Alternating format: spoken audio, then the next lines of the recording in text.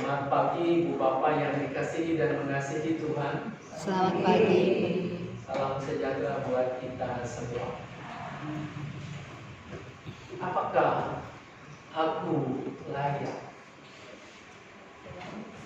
Di kata pembuka tadi kita menyimak bahwa ini sebuah pertanyaan retorik sekaligus reflektif. Artinya, sebenarnya kita sudah tahu. Tak ada satupun yang lain.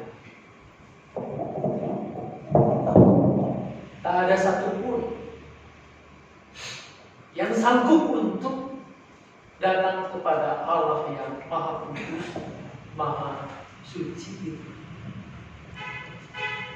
Apalagi minggu-minggu ini. Tadi kita mendengar di awal, kita diimbau untuk berpartisipasi dalam pemilihan penatua. Saya tidak tahu di kelima apakah sudah selesai atau belum. Sudah. Jadi di situ ada banyak syaratnya dalam tata gereja. Siapa yang lain? Sekaligus pertanyaan ini adalah refleksi, mempertanyakan apakah kita betul-betul telah menjadi anak Tuhan yang baik, atau ini hanya semacam topeng kesalehan saja. Pergi ke gereja, melayani, sibuk ini dan itu. Adakah pertobatan itu betul-betul nyata? Manusia baru itu tergambar dalam tutur kata kita, sikap, perilaku, dan perbuatan itu. Belakangan ini,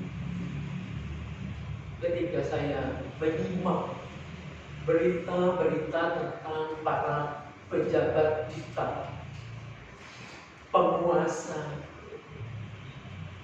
yang dipercaya dan terpilih itu, saudara menyaksikan ada orang yang diduga korup lalu menyerahkan uang triliunan. Di belakang itu uang semua. Ada presiden kita di sana. Ada pernyataan diplomatis.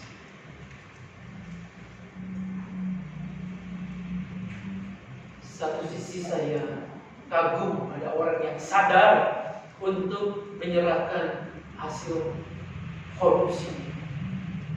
Tapi di sisi lain saya harus membuat dada. Inikah potret gambaran penguasa kita? Pemimpin yang korup, nil moralitas, minim dan bahkan tidak tergambar moralitas yang baik. Ambigu mencela-mencela, oportunis. Mana yang menguntungkan dirinya dan kelompoknya itu yang dilakukan. Pemimpin dan penguasa seperti ini melahirkan ketidakpercayaan. Bukan hanya investor. Mana kepastian hukum? Kita harus sedih. Begitu banyak perusahaan yang beroperasi di Indonesia, asetnya luar biasa, tapi kantornya di negara tetangga. Begitu banyak kekayaan yang ada di sini, minyaknya melimpah, tapi harus mengimpor dari Singapura. Dari mana mereka dapat minyak? Kepastian hukum dirasakan sangat minim oleh pelaku-pelaku bisnis, sehingga aku harus mengamankannya di negeri seberang sana. Saudara-saudara, ini yang terjadi. Kerapuhan. Tak ada landasan yang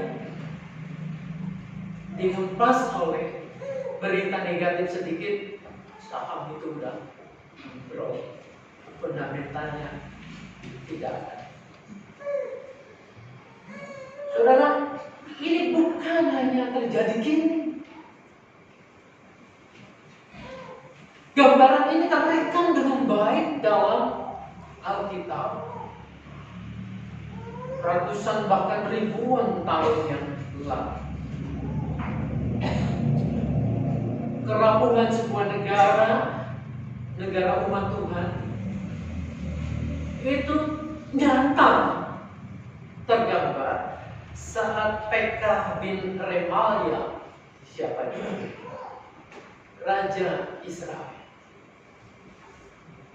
Ini Raja Israel. Saat itu Israel telah pecah menjadi dua. Israel utara dan selatan.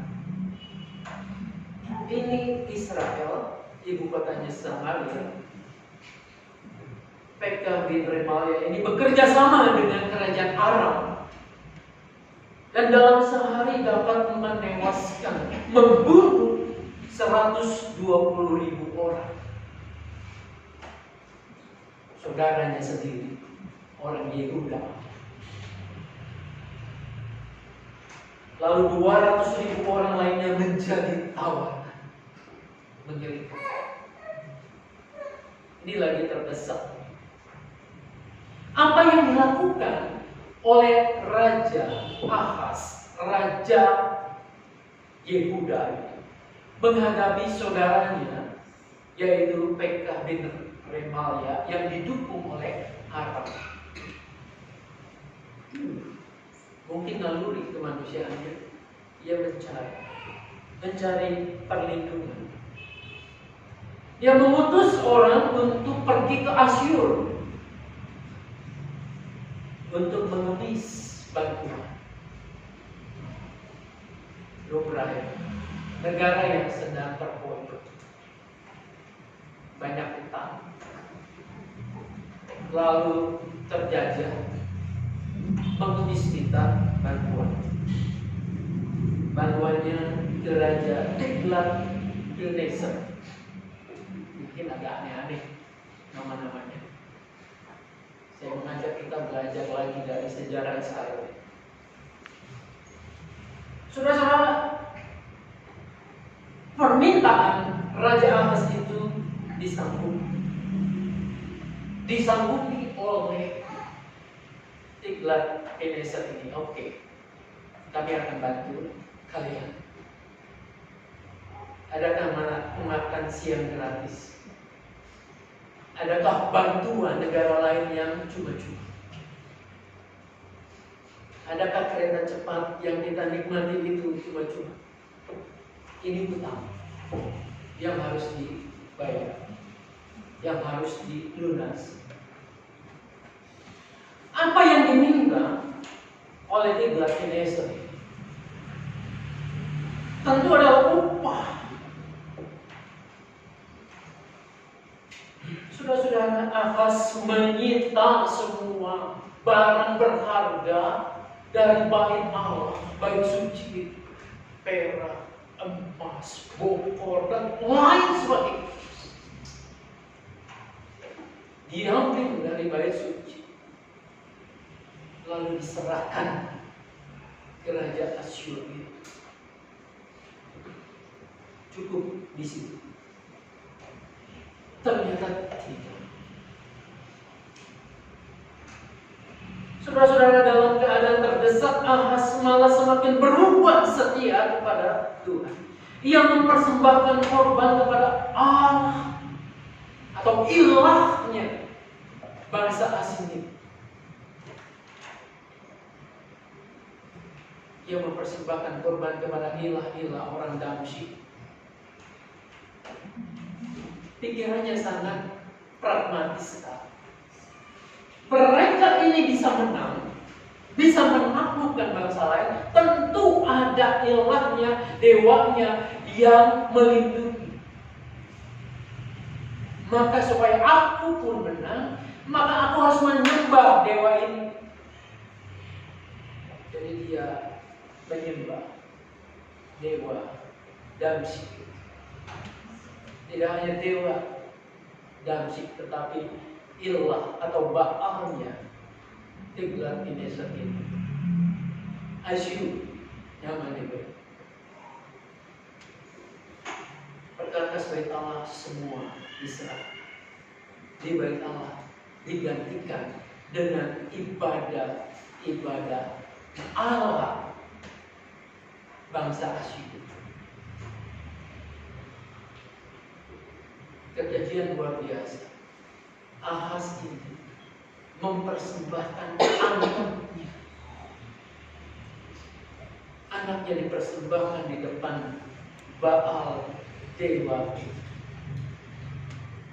Dibakar. Darahnya tercurah. Tujuannya supaya bangsanya menang. Saudara bisa bayangkan ketika Allah melihat umatnya seperti itu. Saya membayangkan ini, padanannya sama seperti seorang laki-laki mempersilahkan istrinya berzina di depan mata. Perzinahan terjadi di rumah Tuhan. Pantaslah kemudian Yesaya mengecam, aku benci, aku muak dengan ibadah. Aku tidak suka persembahan. Aku tidak suka dengan apa yang kau lakukan atas nama ibadah.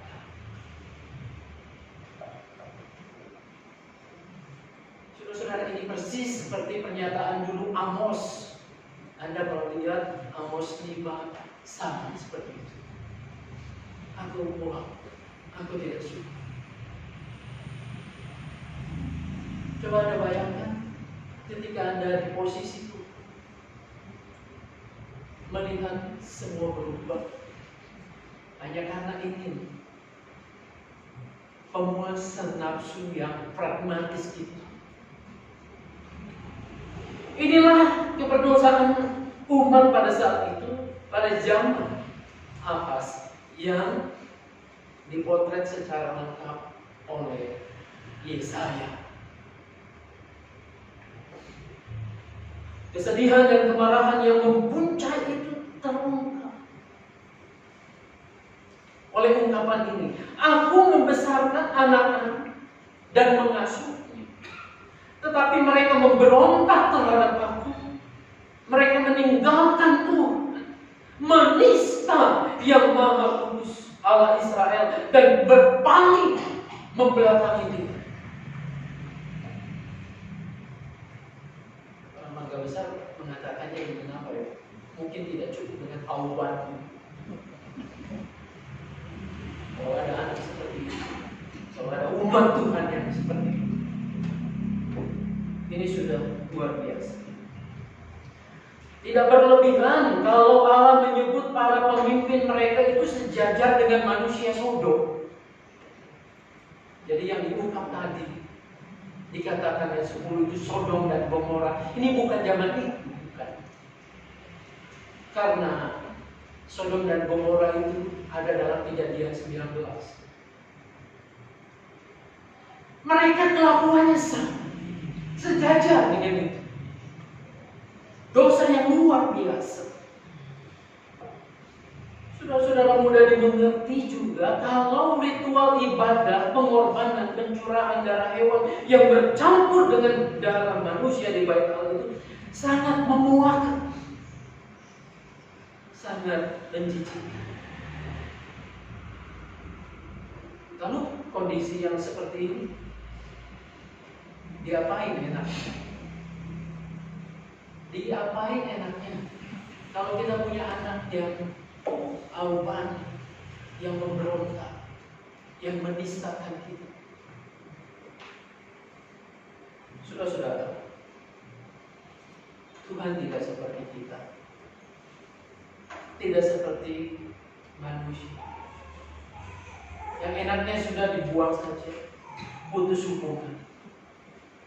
Kendati dia sangat mampu untuk menciptakan manusia baru. Tapi Tuhan memilih kalimat ini. Marilah, baiklah kita berperkara.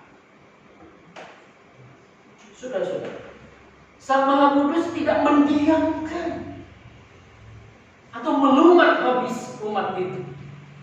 Ia masih membuka kesempatan. Sekalipun dosa merah seperti iris akan menjadi putih seperti salju.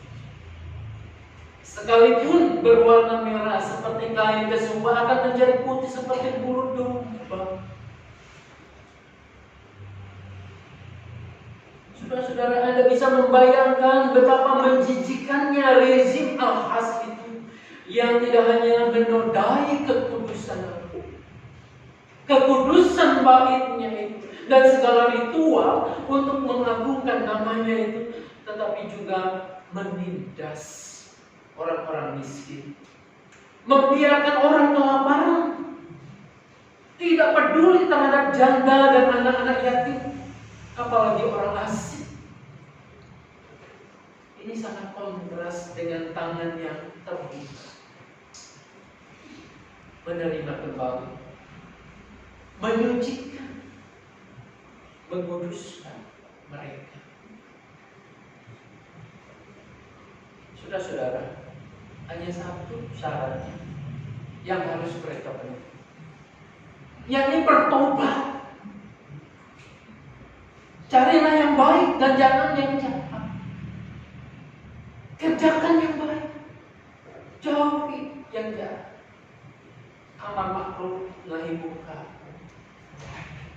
Saudara-saudara, melalui Yesaya Allah menghendaki umat itu sungguh-sungguh bertobat dan dibuktikan dengan meninggalkan kejahatan, menyingkirkan itu berhala, dan dibuktikan dengan perbuatan nyata, yaitu menegakkan keadilan sosial, melindungi kaum tertindas. Mereka harus kembali kepada ibadah yang sejati, bukan ibadah yang munafik dengan menampilkan kesalehan palsu. Pada dasarnya ibadah kepada Allah itu tidak bisa dilepaskan dengan moralitas, dengan kepedulian terhadap sesama, apalagi mereka yang menderita. Apa yang dikasih Tuhan? Jelas, Allah tidak menghendaki kebinasaan. Kasih-Nya terus mencapai, bahkan merangkul orang yang sama sekali tidak layak untuk diampuni, tidak layak untuk dicintai, hanya layak untuk dibuang, disingkirkan. Tapi Allah tidak demikian. Saudara-saudara, Zakheus adalah contoh orang yang tidak layak dalam perjanjian baru. Berarti kurang lebih sudah 600 tahun dari zaman ini. Pemungut cukai, ia adalah pendosa, pemeras, dan penjual bangsanya kepada penjajah asing. Sudah sepantasnya disingkirkan. Saya yakin ketika saya ada menyaksikan peristiwa Yesus yang ngajak turun Zakheus, ngajak ke rumahnya, mari aku mau singgah di rumah. Kalau saya ada menyaksikan peristiwa itu, saya akan berteriak juga sama seperti Yahudi itu. Saya akan bersungut-sungut, kenapa engkau berpihak pada pemungut cukai itu, kepada orang berdosa? Karena terlalu menyakitkan itu Zakheus, pemungut cukai.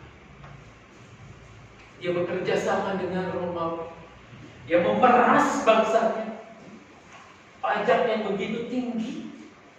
Jadi kalau pajak hari ini tinggi dibandingkan dengan zaman itu tidak seberapa. Gagal bayar itu artinya Anda harus berhadapan dengan sergana yang akan bisa merampas semuanya. Bayangkan orang seperti ini, kok Yesus mau berteman, mau datang ke rumahnya, mau makan bersama-sama. Namun apa pun, Yesus tidak peduli dengan cibiran mereka. Saudara yang dikasihi Tuhan, Yesus berbeda dari komunitas Yahudi itu. Yesus berbeda dari saya. Yesus berbeda dari Anda dan kita semua ini. Ia meminta Sakeus turun menyiapkan hidangan di rumah. Ia akan singgah menjadi teman. Saudara-saudara, apakah Yesus tidak tahu perbuatan dan pekerjaan si Sakeus ini? Apakah dia tidak peduli dengan sakit hatinya orang-orang yang diperas oleh Sakeus ini? Apakah Yesus tidak mengerti tentang konsep dosa dan hukuman menurut Taurat? Jelas, Yesus tahu. Lalu apakah dia mengabaikan semua itu dengan mengajak si pendosa ini untuk menjamunya? Jamuan itu dari uang mana? Saudara-saudara, kita mengingat kembali yang diucapkan Yesaya. Marilah, baiklah kita berperkara. Apa yang dilakukan Yesus ini sejajar dengan yang ditawarkan oleh Allah. Allah tahu persis seberapa dalam dosa dan kekejian yang menjijikkan dari Ahaz dan umat itu. Namun tangannya terbuka untuk memeluk insan-insan yang berlumuran dosa. Kitab Yesaya itu menjelaskan berlumuran darah kejahatan. Kekudusannya siap terkena oleh noda dosa itu. Kekudusan Yesus siap untuk mengucurkan darah di salib. Saudara-saudara, satu hal yang diharapkan Allah, mereka menyambut, mereka bertobat. Yesus siap dicela, dihina, bahkan ditertawakan ketika ia berkawan dengan si pendosa. Untuk apa? Tidak ada satu orang pun yang binasa. Itu yang diinginkan oleh Allah. Ahaz tidak menggunakan sisa hidupnya untuk mewujudkan hidup yang bertobat. Sampai mati ya begitu. Tapi membuahkan nanti anaknya yang bernama Hizkia akan mereformasi kehidupan umat Tuhan. Saudara-saudara, berbeda dari Ahaz, Sakeus menyambut tawaran Yesus. Ia gembira, ia turun.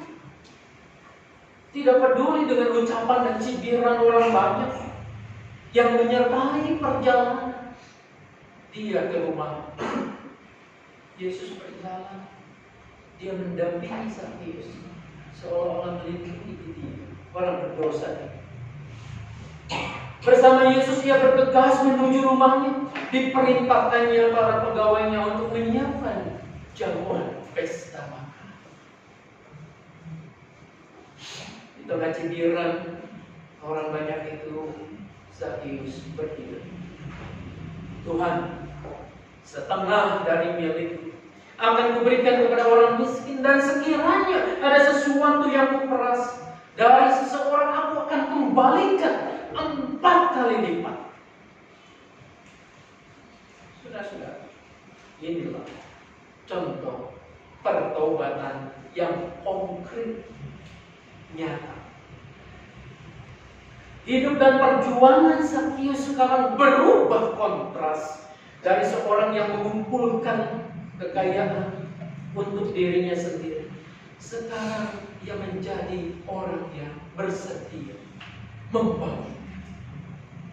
Tadinya mengumpulkan buat, sekarang ia membagikan buat orang lain, khususnya mereka yang miskin dan yang diperlakukan tidak adil, diperas.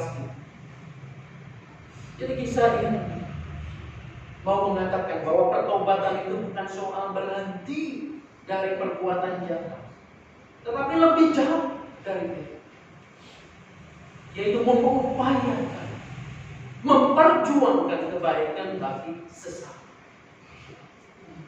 Saudara-saudara, ritual ibadah bukan tentang sebenarnya kepuasan aku mendapatkan apa. Di sini aku nggak dapat apa-apa. Di sana aja untuk apa yang lebih meriah. Ada banyak alasan untuk itu. Ibadah bukan untuk kepuasan aku dapat apa, tetapi memperjumpakan umat dengan cinta kasih Allah, lalu membebaskannya dari kemunafikan dan keegoisan. Ibadah sejati bukan hanya bicara tentang pujian untuk Tuhan, tetapi juga membawa berkat bagi kehidupan masyarakat dan sesama. Gereja harus terus mengemban suara kenabian, meneruskan suara Yesaya dengan mengintegrasikan ritual, pengajaran, doa, nyanyian, liturgi, dan tindakan sosial untuk menjadi agen pembaruan. Saudara-saudara, kita tidak lebih dari Ahaz dan Sakius, manusia-manusia berdosa yang tidak layak di hadapan Tuhan. Namun karena kasih-Nya yang besar itu, Dia telah membuka lebar-lebar pintu pengampunan dan rahmat-Nya. Apakah kita membiarkannya waktu berlalu begitu saja? Atau seperti Sakius, kita menerima undangan Tuhan itu, merasakan cinta kasih, sehingga dengan sendirinya itu aliran-aliran air kehidupan. Yesus pernah mengatakan, akulah air hidup itu. Air kehidupan mengalir dalam batin Anda, batin kita. Dari situlah Ia menggerakkan hati kita, mencerahkan akal budi kita. Dari situlah Ia menggerakkan anggota tubuh kita, motorik kita, untuk mengerjakan hal-hal yang baik. Inilah pertobatan yang sesungguhnya. Bukan hanya berhenti aku paham dan mengerti Tuhan cinta saya, tapi aku merasakan, aku alami, dan aku mengalirkan sebagai air kehidupan bagi orang-orang lain. Saudara-saudara, ketika Anda dan saya merasakan itu, maka Anda dan saya mau tidak mau akan berbuat seperti Yesus berbuat, akan memperjuangkan seperti apa yang diperjuangkan oleh Tuhan Yesus. Ketidaklayakan kita bukan alasan untuk mengatakan terlanjur basah, ya sudah, mandi sekali. Gua mau orangnya kayak begini, ya lu harus tahu itu. Ya gua seperti ini, ya sudah, basah sekali. Sudah ini adalah orang yang menolak cinta kasih, yang menutup diri untuk rahmat dan kebaikan. Mari mumpung ada waktu, sebab nanti seperti waktu juga akan menjemput Ahaz, tidak sempat lagi. Kita pergunakan dengan baik, seperti apa yang dilakukan oleh Sakius. Mulai dari mana? Dari hal yang kecil dengan cinta yang besar. Dari siapa? Nanti ujian ini akan menolong kita ya. Mulai dari diri sendiri. Mulai sekarang, sebab mungkin esok lusa kita sudah terlambat. Tuhan Yesus menolong memberkati